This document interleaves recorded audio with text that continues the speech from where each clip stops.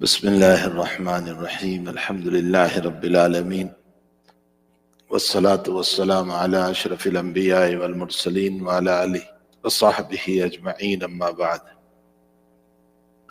أعوذ بالله من الشيطان الرجيم بسم الله الرحمن الرحيم وعباد الرحمن الذين يمشون على الأرض حونا وإذا خاطبهم الجاهلون قالوا سلاما والذين يبيتون لربهم سجدا وقياما والذين يقولون ربنا اصرف عنا عذاب جهنم إن عذابها كان غراما إنها ساءت مستقرا ومقاما صدق اللہ العظیم۔ بزرگان محترم، معزز بھائیو، دوستو، عزیزو، یہ سورہ فرقان کی آخری آیات ہے۔ حق تعالی جل شانہ و من والہ کے بندے دنیا میں دو طرح کے ہیں۔ جس وقت سیدنا آدم علیہ السلام کو پیدا کیا تو آپ کے رائٹ سے کچھ روحیں نکلی۔ ان روحوں کا تعلق ایمان سے، جنت سے ہے، اور آپ کے لیفٹ سے کچھ روحیں نکلی، ان کا تعلق کفر سے، جہنم سے۔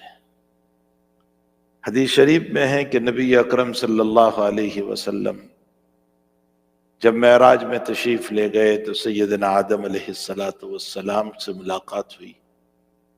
آدم علیہ السلام نے آپ کو سلام کیا اور فرمایا مرحبا بابن الصالح والنبی الصالح، میرے بیٹے آپ کا استقبال ہے، مرحبا، اور اے صالح نبی آپ کا استقبال ہے۔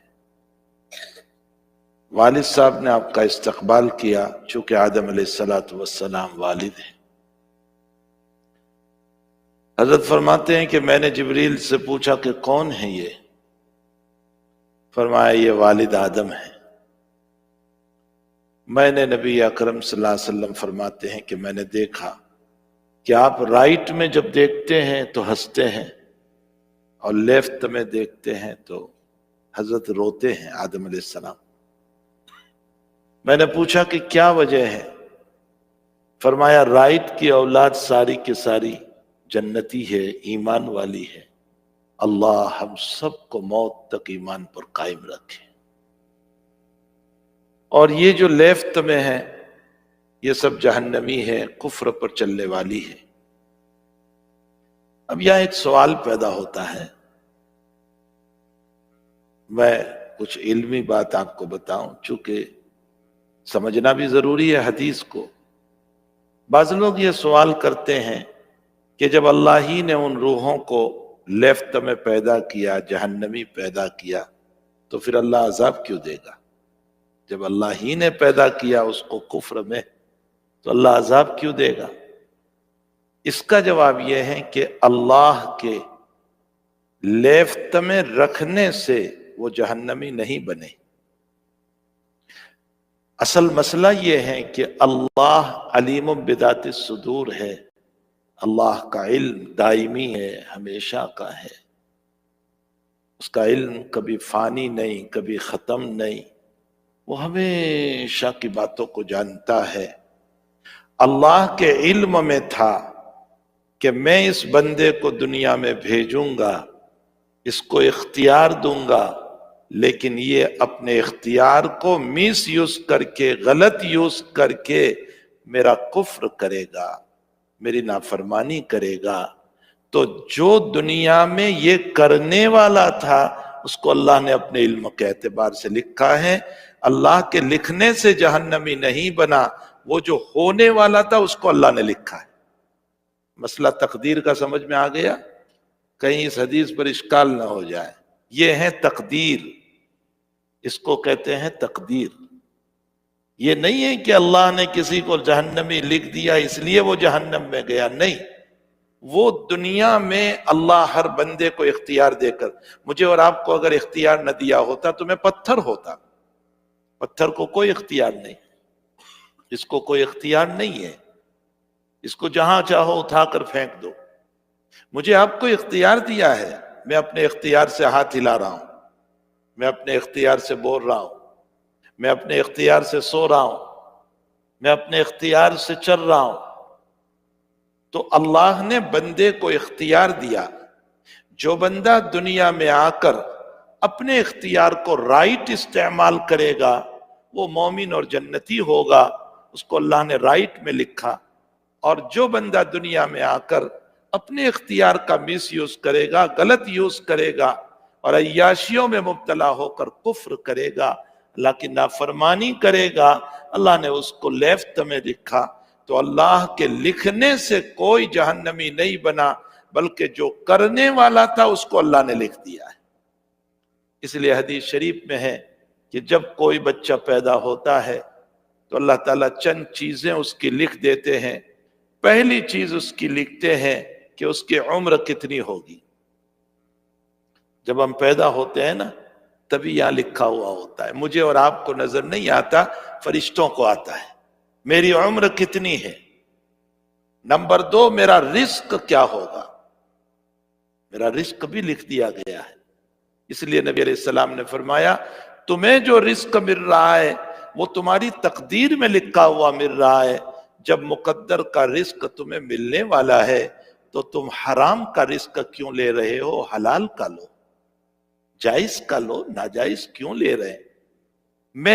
میرے مقدر میں رزق لکھا ہے، اب میں ناجائز طریق پر بھی لے سکتا ہوں، جائز طریق پر بھی لے سکتا ہوں، تو میری کوشش یہ ہو کہ میں جائز طریق پر کھاؤں۔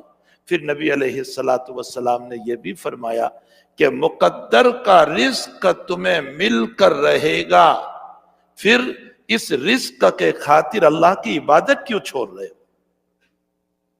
ہماری نماز غائب کیوں؟ رزق کی وجہ سے۔ میں نے ایسے لوگوں کو اس زمین پر دیکھا کہ جن کی 3 سال سے جمعہ ادا نہیں ہوئی۔ مجھے خود انہوں نے مسئلہ پوچھا ہے، کیوں؟ جاب کا مسئلہ ہے اور وہاں پڑھنے نہیں دے رہے، اور کہا اگر جاؤ گے تو جاب سے نکال دیا جائے گا۔ میں نے کہا اللہ کے بندے چھوڑ دے، اس کو چھوڑ دے، اگر میری جمعہ جا رہی ہے تو اس نے کہا کہ بہت اعلیٰ درجے کی سیلری ہے، میں کیسے چھوڑوں؟ میں نے کہا مقدر کا رزق اللہ دے کر رہے گا۔ میں نے اس کو مثال دی کہ سعودی گورنمنٹ کا رولز ہے کہ اذان ہوتے ہی دکان سے نکلو، بند نکال دیتے ہیں نا ہم کو، ہم خریدنے والے ہوتے ہیں، لیکن جہاں اذان ہوئی بھائی نکلو دکان سے، نماز کے بعد آنا۔ اور ہم نماز پڑھ کے اسی دکان پر پھر جاتے ہیں، ہم یہ نہیں سوچتے کہ اس نے نکال دیا تھا اب میں کیوں جاؤں، نہیں، اس کی تقدیر کا رزق میرے پاس لکھا ہوا ہے، میں اسی دکان پر جاؤں گا۔ مقدر کا رزق کہیں جانے والا نہیں ہے، پھر ہم کیوں تقدیر کے اوپر بھروسہ کر کے، اعتماد کر کے اپنے رزق کے خاطر عمل کیوں نہیں کرتے، عبادت کیوں چھوڑ دیتے؟ تو ایک تو میری عمر لکھ دی گئی ہے، میرا رزق لکھ دیا گیا ہے، اور یہ بھی لکھ دیا گیا ہے کہ یہ دنیا میں جانے کے بعد شقی اور بدبخت بنے گا یا نیک بخت بنے گا، اچھا بنے گا یا برا بنے گا۔ تو اللہ کے لکھنے سے میں بدبخت نہیں بنا، بلکہ میں جو بننے والا تھا اس کو اللہ نے لکھا ہے۔ کچھ بات سمجھ میں آ رہی ہے؟ اللہ نے، میں جو دنیا میں جا کر، اسی لیے حضور پاک صلی اللہ علیہ وسلم نے فرمایا کل مولود یولد علی الفطرہ فابواہ یحودانہ او ینصرانہ او یمجسانہ۔ اللہ کہتا ہے میں ہر بچے کو اسلام کی استعداد، ایمان کی صلاحیت لے کر پیدا کرتا ہوں۔ جو بھی بچہ دنیا میں پیدا ہوتا ہے وہ اسلام کی صلاحیت، اسلام کی استعداد لے کر کے پیدا ہوتا ہے۔ اللہ کے نبی آگے فرماتے ہیں پھر اس کے والد اگر یہود ہے تو اس کو یہودی بنا دیتے ہیں، اس کے والد نصارہ ہے تو اس کو نصرانی بنا دیتے ہیں، اس کے والد اگر مجوس ہے تو اس کو مجوسی بنا دیتے ہیں۔ کل مولود یولد علی الفطرہ فابواہ یحودانہ او ینصرانہ او یمجسانہ کما تنتج البہیمۃ بہیمۃ جمعاء۔ آقا صلی اللہ علیہ وسلم ایک ایگزامپل دے رہے ہیں، ایک مثال دے رہے ہیں عربوں کو سمجھانے کے لیے۔ حضرت نے فرمایا جب کوئی اونٹنی کا بچہ پیدا ہوتا ہے یا جب کوئی گوٹ کا یا لیم کا بچہ پیدا ہوتا ہے، اس کا کان پورا ہوتا ہے، مکمل ہوتا ہے، لیکن بعد میں اس کا مالک اس کے کان کو کاٹ دیتا ہے نشانی کے لیے تھوڑا سا کان کاٹ دیتا ہے، سوراخ کر دیتا ہے، بیچ سے پھاڑ دیتا ہے، یہ نشانی بناتے ہیں۔ فرمایا اللہ نے کامل بچہ پیدا کیا، لیم کا، گوت کا، مالک نے اس کے کان کو کاٹ دیا۔ اسی طرح اللہ نے ہمارے بچے کو ایمان والی صلاحیت لے کر بھیجا، لیکن دنیا کے ماحول نے اس کو اللہ سے باغی بنا دیا۔ کچھ حدیث شریف سمجھ میں آ رہی ہے؟ کل مولود یولد علی الفطرہ فابواہ یحودانہ او ینصرانہ۔ اس لیے حضور پاک صلی اللہ علیہ وسلم فرماتے ہیں اچھوں کی صحبت اختیار کرو اچھے بنو گے، اور بروں کی صحبت اختیار کرو برے بنو گے۔ حضرت مثال دے کر سمجھاتے ہیں، فرمایا کہ دیکھو اگر عطر اور پرفیوم بیچنے والے کی دکان پر جاؤ گے، وہ تمہیں پرفیوم لگا دے گا باڈی پر، اور اگر وہ پرفیوم نہیں بھی دے گا تو جتنی دیر بیٹھو گے اتنی دیر خوشبو تو ملتی رہے گی آپ کو۔ فرمایا نیک لوگوں کی صحبت میں بیٹھو گے تو وہ تمہیں نیک بنا دے گا، اور اگر نیک نہیں بنایا تو کم سے کم جتنی دیر اس کے ساتھ رہے ہمارے دل میں نیکی کا جذبہ تو پیدا ہوگا۔ آپ مسجد میں آتے ہیں، لوگوں کو قرآن پڑھتا ہوا دیکھتے ہیں تو دل چاہتا ہے یا نہیں قرآن پڑھنے کو؟ میں بھی قرآن پڑھوں۔ لوگوں کو دیکھتے ہیں تسبیح پڑھ رہے ہیں، جی چاہتا ہے میں بھی تسبیح پڑھ لوں۔ یہ صحبت کا اثر ہے، یہ صحبت کا اثر ہے۔ اور اللہ کے نبی آگے اگزامپل میں فرماتے ہیں کہ اگر تم غلط دوستوں کے ساتھ، ایسے دوستوں کے ساتھ جو اللہ کی نافرمانی کر رہے ہیں، گناہوں میں مبتلا ہے، ایسوں کے ساتھ بیٹھو گے تو اس کی مثال ایسی ہے جیسا کہ کارپینٹر ہوتا ہے یا لوہار ہوتا ہے جو لوہے کا کام کرتا ہے اور آگ کی بھتی جلاتا ہے اور اس میں لوہا گرم کرتا ہے، اس کے پاس بیٹھو گے تو تیرے کپڑے جل جائیں گے، اور کپڑے نہیں جلے تو کم سے کم بلیک تو ضرور ہو جائیں گے، کالے تو ضرور ہو جائیں گے۔ فرمایا ٹھیک اسی طرح غلط لوگوں کی صحبت میں بیٹھیں گے تو ہم بھی غلط کام کرنے والے بنیں گے، اور اگر غلط کام نہیں کیے تو کم سے کم گناہ کی محبت کی وجہ سے دل تو ضرور کالا ہو جائے گا۔ اس لیے صحبت صالح ترا صالح کند، نیکوں کی صحبت تمہیں نیک بناتی ہے، اور صحبت طالح ترا طالح کند، اور بروں کی صحبت تجھے برا بناتی ہے۔ قال را بغزار مرد حال شو، پیش مرد کامل پامال شو۔ علامہ رومی فرماتے ہیں قال را بغزار مرد حال شو، بولنے والا مت بن کہ جہاں چاہے تو بولتا رہے بولتا رہے بولتا رہے۔ فرمایا اللہ کو بولنے والوں کی ضرورت نہیں، اللہ کو تو عمل والوں کی ضرورت ہے، اپنے آپ کو عمل والا بناؤ۔ قال را بغزار مرد حال شو، پیش مرد کامل پامال شو۔ کسی اللہ والے کی صحبت میں بیٹھو تاکہ ان کے پاس بیٹھنے سے ہماری زندگی بھی نیکیوں پر چلے۔ نبی علیہ السلام نے فرمایا، بخاری شریف کی روایت ہے کہ میری امت پر جب آخری دور آئے گا، آج ہی بخاری شریف میں حدیث پڑھا کر آیا، میری امت پر آخری دور آئے گا، اللہ علم کو اٹھا لے گا، یرفع العلم، علم کو اٹھا لے گا۔ سوال پیدا ہوتا ہے یہ آخری دور تو چل ہی رہا ہے، علم کہاں اٹھ گیا؟ علم تو اور بڑھ گیا۔ اور گوگل پر جاتے ہیں اور حدیث کا ایک لفظ لکھتے ہیں تو گوگل 40 کتابیں پیش کرتا ہے کہ اس میں بھی ہے، اس میں بھی ہے، اس میں بھی ہے، اس میں بھی ہے، پھر اس کی تفسیر بھی پیش کر رہا ہے، اس کی شرح بھی پیش کر رہا ہے۔ کہاں علم کم ہو گیا؟ علم تو اور بڑھ گیا۔ گوگل سے میں کہتا ہوں کہ میرے پیرنٹس اور والدین کی اطاعت فرما برداری پر مجھے کچھ لکھنا ہے تو وہ 5 منٹ میں مجھے 2 پیج لکھ کر کے دے دیتا ہے، وہ باتیں لکھ کر دیتا ہے جو میں نہیں لکھتا، ہے نا؟ یہ سب گوگل کے مولوی لوگ بیٹھے ہیں جو خوب جانتے ہیں۔ کہاں علم کم ہوا؟ علم تو بہت بڑھ گیا، اتنا علم کہ کوئی کتاب تلاش کرنا ہو گوگل پہ جاؤ فوراً وہ کتاب آپ کو مل جاتی ہے۔ کہاں علم؟ کیا نبی کا کلام جھوٹا؟ نہیں، میرا محبوب وہاں سے لے کر بولتا ہے۔ نبی کے کہنے کا مطلب یہ ہے تقوی والا اور عمل والا علم ختم ہو جائے گا اور رسمی علم باقی رہ جائے گا۔ دنیا کا یہی حال ہے، بولنا تو بہت ہے لیکن زندگی میں تقوی نہیں، ورع نہیں، پرہیزگاری نہیں، اللہ کی رضا نہیں، اور ایسے علم کو جس میں تقوی نہ ہو، پرہیزگاری نہ ہو، علم نہ ہو، ہر علم کی راہ نہ نماید ضلالت اس۔ فارسی میں کہاوت ہے جو علم راستہ نہ بتائے وہ تو گمراہی ہے۔ ہمارے بزرگان دین فرماتے ہیں کہ جو عالم اپنے علم پر عمل نہ کرے اس کو عالم کہنے کے بجائے جاہل کہنا بہتر ہے۔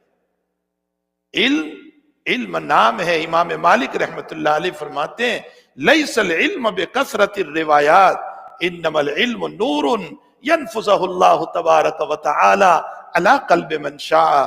فرمایا علم لاکھوں حدیثوں کو یاد کرنے کا نام نہیں ہے، علم ایک نور ہے، روشنی ہے جو تیرے دل میں اللہ کا عشق پیدا کر دے، نبی کی محبت پیدا کر دے، حضور کی سنتوں کے جذبات پیدا ہو جائے، اس کو کہتے ہیں علم۔ اللہ کی محبت پیدا ہو جائے اس کو کہتے ہیں علم۔ اسی لیے قرآن کریم میں اللہ تعالیٰ نے فرمایا، ایک دعا ہم کو سکھائی، بہت پیاری دعا، ربنا لا تزغ قلوبنا بعد اذ ہدیتنا وہب لنا من لدنک رحمہ انک انت الوہاب۔ ربنا، اے ہمارے رب، لا تزغ قلوبنا، ہمارے قلوب میں تیرا پن نہ پیدا کرنا، زیغ کا معنی غلط راستہ، بعد اذ ہدیتنا، ایمان کے بعد، تو نے ہم کو ایمان دیا ہے نا، اب اس کے بعد زیغ، تیرا پن، کفر، شرک، تیری بغاوت، اس کو اب دل میں نہ آنے دینا۔ ربنا لا تزغ قلوبنا بعد اذ ہدیتنا وہب لنا من لدنک رحمہ۔ علامہ آلوسی بغدادی رحمت اللہ علیہ روح المعانی میں لکھتے ہیں کہ یہاں رحمت سے مطلب صراط مستقیم، ایمان کامل۔ تو ہم کیا دعا کر رہے ہیں اللہ سے؟ وَهَبْ لَنَا مِن لَدُنْكَ رحمہ، اور اے اللہ ہمیں آپ اپنی طرف سے موت تک صراط مستقیم پر قائم رکھیے، ایمان پر قائم رکھیے، ایمان پر۔ وَهَبْ لَنَا مِن لَدُنْكَ رحمہ، یہاں رحمت سے مطلب رحمت خاصہ ہے، موت آخری میرا سانس نکل رہا ہے اور میں اللہ بول کر کے جاؤں، یہ ہے مطلب وَهَبْ لَنَا مِن لَدُنْكَ رحمہ۔ یہاں قرآن نے جو لفظ استعمال کیا ایسا لفظ ہے، قرآن سمجھو میرے بھائیو، وَهَبْ لَنَا، ہب کیا ہے؟ ہبا جس کو ہم کہتے ہیں گفٹ، اور گفٹ میں کسی بدلے میں ہم کوئی چیز نہیں دیتے ہیں۔ میں نے کہا میں آپ کو یہ گفٹ دیتا ہوں، اس کا یہ مطلب نہیں ہے کہ آپ مجھے کچھ دو، ہبا بلا عوض ہوتا ہے، اس کے بدلے میں کچھ ہوتا نہیں ہے۔ اللہ نے ہبا، گفٹ کا لفظ استعمال کیا اور ہم کو یہ سکھایا کہ مجھ سے یہ دعا کرو، اے اللہ صراط مستقیم کو تو بلا بدلے کے ہم کو عطا فرما، اس لیے کہ ہم تو تیرا کوئی بدلہ ادا نہیں کر سکتے۔ کوئی ہے جو اللہ کو بدلہ عطا کر دے کہ میری نماز کے بدلے میں مجھے ایمان پر قائم رکھ، میرے روزوں کے بدلے میں، میرے صدقے کے بدلے میں، میرے حج کے بدلے میں، میری سخاوتوں کے بدلے میں؟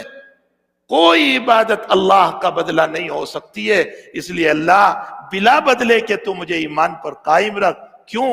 انک انت الوہاب، تو بہت گفٹ کرنے والا ہے، تو بہت دینے والا ہے، تو نے تو بلا مانگے میری زندگی دی ہے، میں نے کوئی بدلہ تجھے نہیں دیا تھا۔ میں اور آپ دنیا میں آئے تو کیا اللہ کو کوئی بدلہ دیا تھا ہم نے؟ کہ میں نے اللہ کو $1 کروڑ دے دیے ہو اور پھر اللہ نے مجھے وجود دیا؟ جب دنیا میں آئے عقل دی تو میں نے کوئی اللہ کو گفٹ دیا؟ اللہ کو کوئی بدلہ دیا تھا؟ میری زندگی کو بڑھایا، کمانے کا سلیقہ اور طریقہ سکھایا، اولادیں عطا فرمائی، مکان دیا، بولنے کی زبان دی، کیا میں نے اللہ کو کچھ دیا تھا؟ کچھ بھی نہیں، اس نے اپنی طرف سے دیا۔ انک انت الوہاب۔ علامہ آلوسی فرماتے ہیں کہ یہاں لام جو ہے تعلیلیہ ہے، لِأَنَّكَ أَنْتَ الْوَهَّابُ، اس لیے کہ تو بڑا ہدیہ کرنے والا ہے، بڑا گفٹ دینے والا ہے، تجھ سے بڑھ کر گفٹ دینے والا کوئی نہیں ہو سکتا۔ دنیا کا انسان $1000 دے گا، $2000 دے گا، $4000 دے گا، وہ اللہ تو زندگی دے رہا ہے، وہ اللہ تو ساری زندگی کا رزق دے رہا ہے، اس سے بڑھ کر گفٹ دینے والا کون ہے؟ اس لیے فرمایا اے بڑے گفٹ دینے والے مولا، مجھے موت تک ایمان پر قائم رکھنا۔ میرے بھائیو، یہ بہت بڑی دولت ہے، اللہ مجھے اور آپ کو موت تک ایمان پر قائم دائم رکھیں، اپنے ایمان کی قدردانی کی ہم سب کو توفیق عطا فرمائے۔ میں نے جو آیات پڑھی تھی اس پر کچھ باتیں کرنا تھا، وہ انہی باتوں سے متعلق ہے، انشاءاللہ دوسری مجلس میں، کہ اللہ کے بندے کون ہیں، رحمان کے بندے کون ہیں۔